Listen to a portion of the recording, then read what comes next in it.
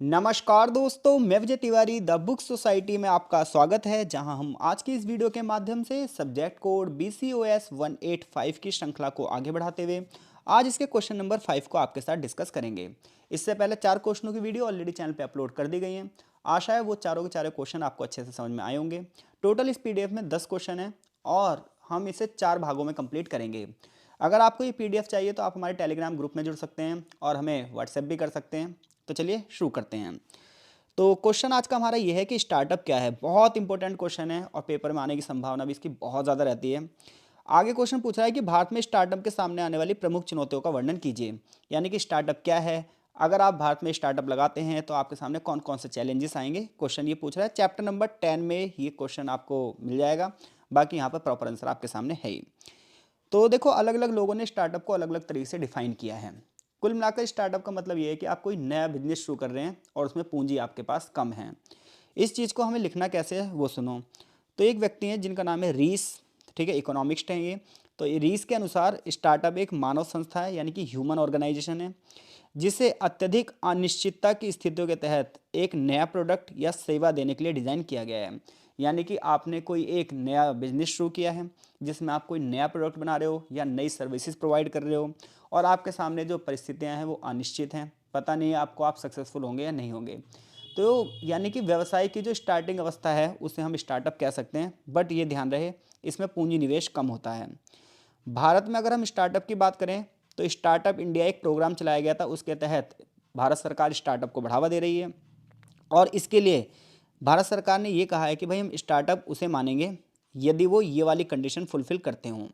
यानी कि एक ऐसी कंपनी जो पंजीकृत हो, ठीक है, और उसमें सीमित देयता हो उसकी। पंजीकरण की तिथि से अभी उसे 10 साल ज़्यादा नहीं हुए हों, यानी कि 10 साल से ज़्यादा पुराना व्यवसाय ना हो। पंजीकरण के बाद यानी कि रजिस्ट्रेशन के बाद किसी भी फाइनेंशियल ईयर में कारोबार 100 करोड़ रुपए से ज़्यादा ना हुआ हो। यानी कि 100 करोड़ रुपए से कम का कारोबार है तो स्टार्टअप में ही आएगा। स्टार्टअप की सबसे खास बात क्या है, पहली बात तो रजिस्टर्ड होगी। दूसरी बात क्या होगी, अभी वो 10 साल से ज़्यादा पुरानी नहीं होगी। पंजीकरण के बाद किसी भी फाइनेंशियल ईयर में 100 करोड़ से ज़्यादा का व्यापार नहीं हुआ होगा। इसके अलावा जो प्रोडक्ट हैं, प्रोसेस हैं, जो सर्विसेज हैं, इसमें लगातार वो सुधार का काम कर रहे होंगे, इनोवेशन का काम कर रहे होंगे, डेवलपमेंट का काम कर रहे होंगे, तो हम बोलेंगे स्टार्टअप है। तो एक तरीके से स्टार्टअप एक नया व्यवसाय है और ये इसका पहला स्टेप होता है। तो स्टार्टअप क्या है, स्टार्टअप व्यवसाय का प्रारंभिक चरण होता है, बिल्कुल स्टार्टिंग एज होती है और इसमें बहुत सारी समस्याएं आती हैं। इन समस्याओं का समाधान किया जाता है और फिर नए प्रोडक्ट्स मार्केट में लॉन्च किए जाते हैं, नई सर्विसेज मार्केट में लाई जाती है और फिर अपने स्टार्टअप को आगे बढ़ाया जाता है। ये आमतौर पर युवा उद्यमियों द्वारा स्थापित किए जाते हैं, यानी कि जो नए नए युवा हैं, 25 से 30 साल के बीच में जो बच्चे हैं, ये स्थापित करते हैं स्टार्टअप्स को। स्टार्टअप ऐसे विचारों पर आधारित होते हैं जो पुराने व्यवसायों से अलग होते हैं और अनोखे भी होते हैं। तो कुल मिलाकर यह है कि किसी व्यवसाय की जो स्टार्टिंग एज होती है उसे स्टार्टअप में रखा जाएगा। बट जो आज के टाइम पे स्टार्टअप लग रहा है वो पुराने व्यवसायों से बहुत ज़्यादा अलग है, बहुत ज़्यादा नए हैं और इसमें रिस्क टेकिंग भी बहुत ज़्यादा है। यानी कि आज के जो युवा व्यवसायी हैं ये रिस्क ले रहे हैं और बड़े पैमाने पर सफल भी हो रहे हैं, क्योंकि व्यापार में रिस्क है, लेकिन अगर आप इस रिस्क को कवर कर लेते हो तो फिर आपके पास प्रॉफिट ही प्रॉफिट है। इंडिया में स्टार्टअप की बात करें तो आज विश्व में सबसे बड़ा स्टार्टअप केंद्र बन चुका है भारत, ठीक है। स्टार्टअप इंडिया जैसी जो सरकारी पहल हैं ये इसे और ज़्यादा बढ़ावा दे रही हैं।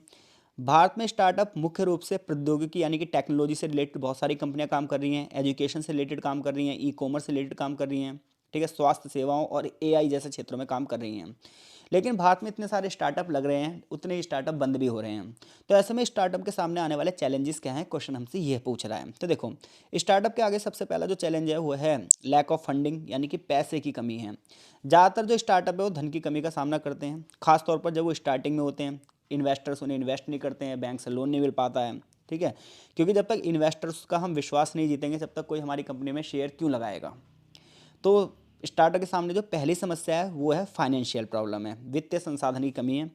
अधिकांश स्टार्टअप जो है वो इन्वेस्टर्स नहीं ढूंढ पाते हैं कि कोई उनके इन्वेस्ट करे। छोटे शहरों में स्टार्टअप बहुत ज़्यादा लगते हैं बट उनका डेवलपमेंट उतनी तेज़ गति से नहीं होता जितनी तेज़ गति से होना चाहिए, उनकी ग्रोथ नहीं हो पाती है।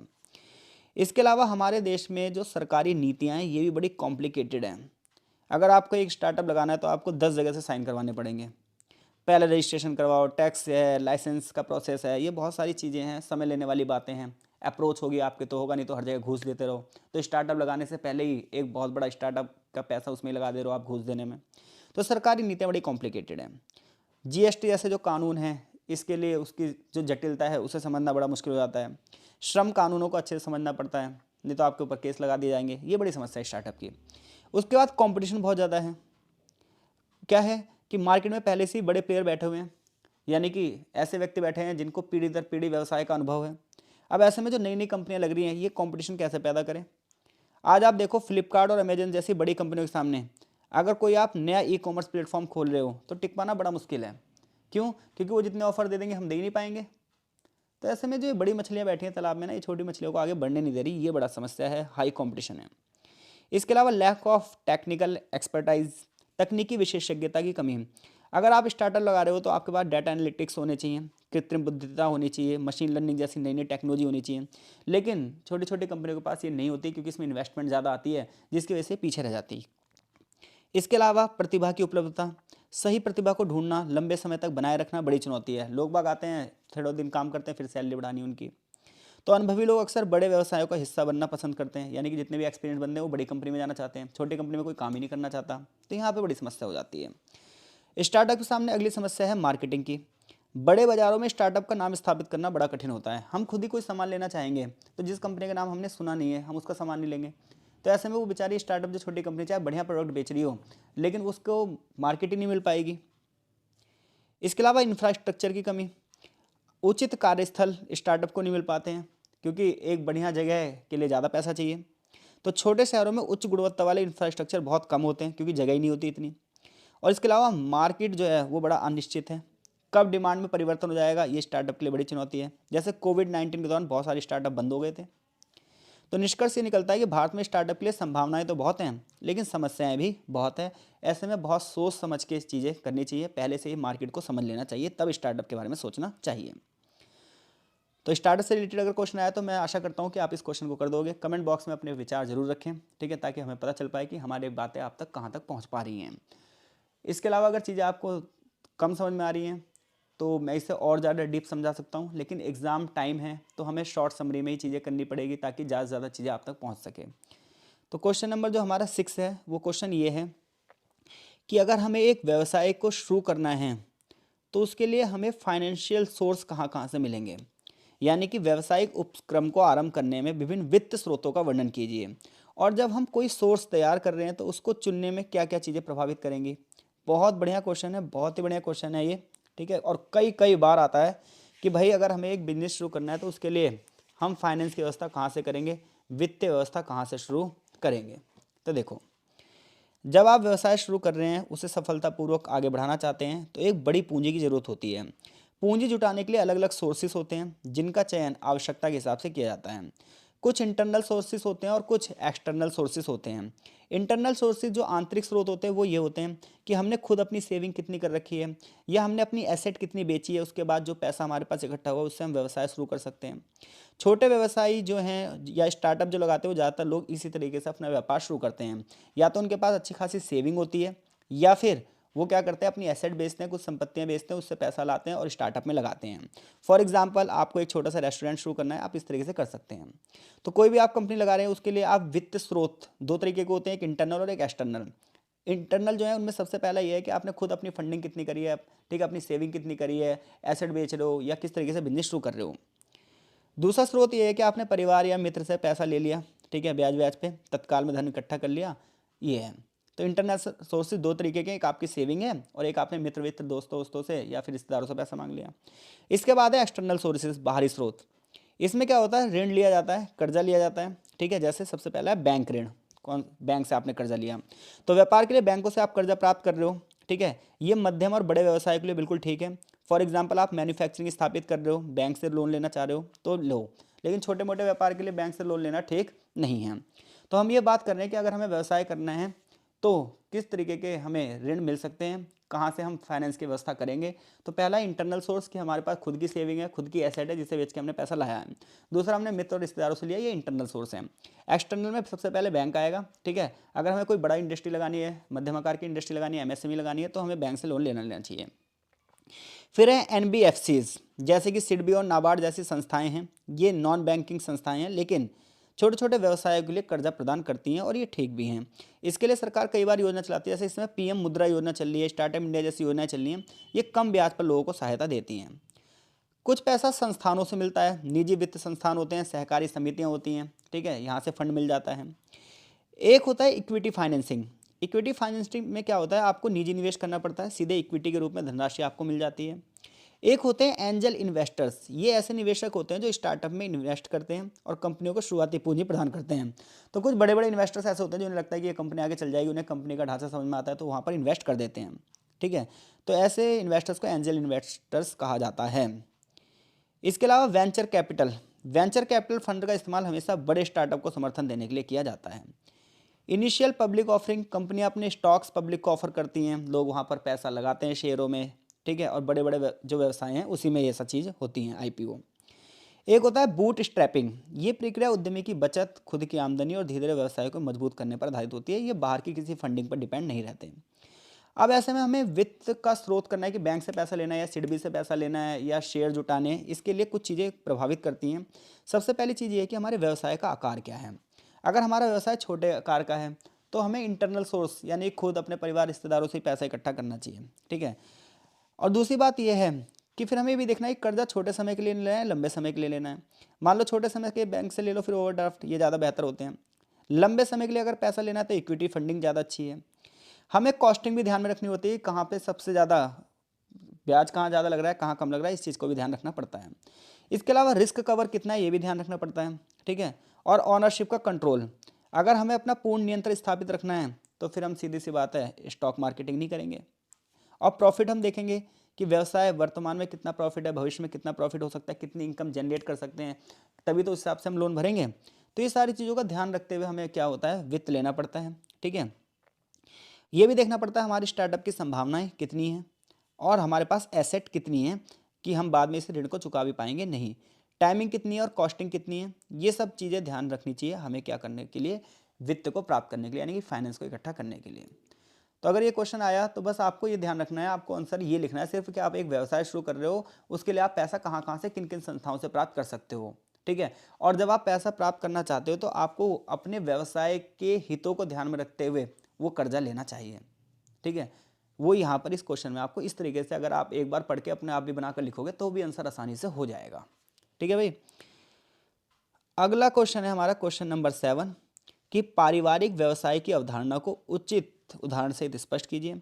भारत में जो पारिवारिक व्यवसाय हैं उनके सामने वाले आने वाली चुनौतियों का भी वर्णन कीजिए। चैप्टर नंबर 14 से क्वेश्चन बनता है, बहुत बढ़िया क्वेश्चन है, कई बार पेपर में आया है कि पारिवारिक व्यवसाय क्या है। पहले तो आपको ये बताना है पारिवारिक व्यवसाय की वो बतानी है, डेफिनेशन बतानी है। फिर ये बताना है कि पारिवारिक व्यवसाय के सामने क्या क्या चुनौतियां हैं। तो देखो, पारिवारिक व्यवसाय का मतलब ये है कि पीढ़ी दर पीढ़ी एक ही व्यापार करती आ रही है, करते ही आ रही है।